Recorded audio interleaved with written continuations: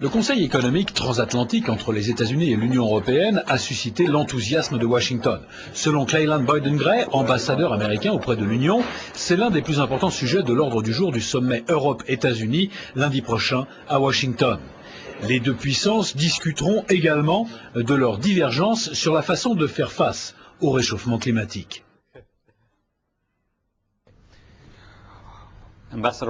Monsieur l'ambassadeur, bienvenue sur l'antenne d'Euronews.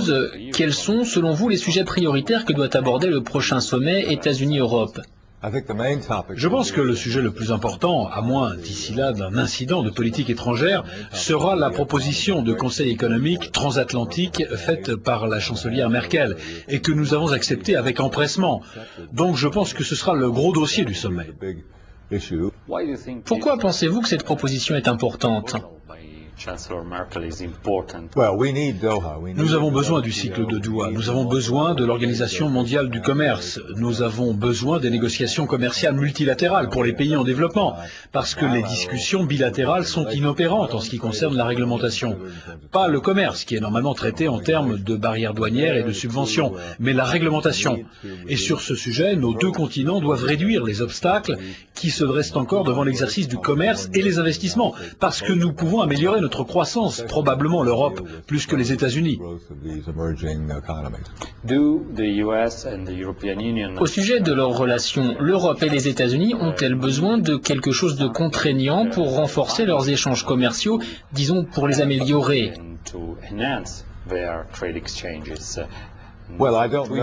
Quand vous établissez des règles et que vous les changez pour les rendre plus harmonieuses, plus supportables, alors là c'est contraignant. Et pouvez-vous vous forcer suffisamment pour effectuer ces changements contraignants? C'est très difficile. Mais d'un point de vue légal, je veux dire. Non, vous ne pouvez pas légalement vous engager à faire quelque chose à laquelle vous n'avez en fait pas encore bien réfléchi. Mais vous pouvez vous engager politiquement. Et c'est ce que je pense qu'il va arriver au sommet. Ce sera un engagement politique de très haut niveau, qui sera quantifiable et qui permettra à vous, les médias, et aux différentes parties prenantes dans le pays, dans les deux pays, les deux continents, de vérifier les progrès effectués et d'être sûr que les délégations agissent pour le meilleur intérêt des consommateurs des deux pays, des deux continents.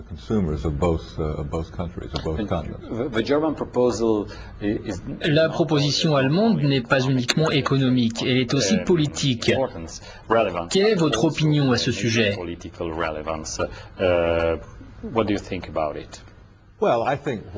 Bon, ce que la chancelière Merkel veut faire, ce que le président Barroso veut faire et ce que les États-Unis veulent faire, c'est attirer l'attention et continuer à approfondir la relation avec les États-Unis sur des valeurs communes. Il s'agit tout de même de 60% du produit intérieur brut mondial et de 40% du commerce mondial.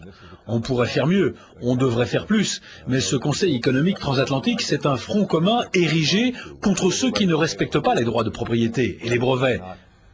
Ceux qui voudraient surréglementer ou qui voudraient faire des choses non conformes avec les valeurs que nous défendons. S'agissant du réchauffement climatique, pensez-vous que l'Union européenne a pris au cours du dernier sommet les engagements adéquats pour faire face à ce phénomène? Les Européens se sont comportés en leaders et je pense qu'ils ont fait mieux que nous ne l'avons fait en s'expliquant eux-mêmes mieux que nous ne l'avons fait aux États-Unis. Mais il y a un point important qu'il faut relever, c'est que nous ne pouvons pas faire ce que nous devons faire sans la Chine et l'Inde et les économies des pays émergents. Je pense à ce propos qu'on est en train de se rapprocher d'un accord sur la nécessité d'amener la Chine et les économies émergentes à participer à ce dossier. On doit les amener à utiliser les nouvelles technologies comme nous les avons développées en Occident. Vous êtes en train de dire que sans la Chine et l'Inde, ces engagements de l'Union européenne ne sont pas viables d'un point de vue économique. D'un point de vue scientifique, en tout cas, ça ne veut pas dire grand-chose. Ce que je veux dire, c'est que vous pouvez éteindre le Royaume-Uni, éteindre chaque lumière, arrêter toutes les voitures, et dans le même temps, augmenter les émissions de gaz à effet de serre de la Chine, qui en un an anéantiront les économies réalisées au Royaume-Uni. Donc on a besoin de la Chine, qui va nous passer devant en tant que plus important émetteur, probablement cette année. Et en 10 ans, la Chine émettra 2 fois plus de gaz que nous. Ils vont réduire à néant tous les changements et les réductions d'émissions que nous pourrons réaliser sur nos deux continents. Donc il faut les avoir avec nous. Le problème en les laissant à l'écart, c'est que ça n'aide pas la science et en plus ça nous coûte des emplois dans la mesure où nous sommes contraints de délocaliser notre industrie en Chine où les coûts sont moins élevés. En plus, le problème de pollution ne sera pas résolu.